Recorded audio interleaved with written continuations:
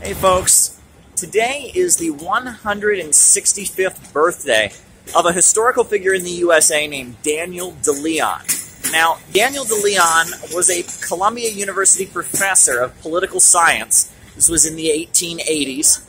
And in 1886, he was key in supporting a very popular and progressive campaign for mayor of New York City by a figure named Henry George, a reformer at the time. And he was eventually fired as a professor at Columbia University.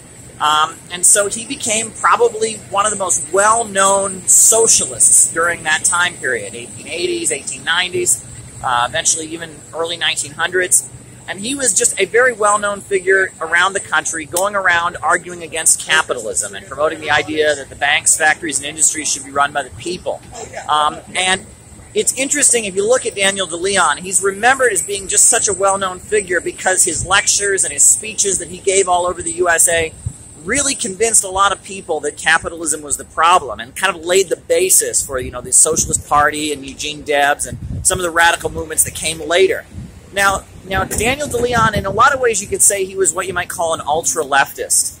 He didn't believe in reforms. He didn't believe in going out and demanding higher wages. He called some of his ideas impossibilism, and he argued that only a socialist revolution was the answer and that you should avoid fighting for reforms.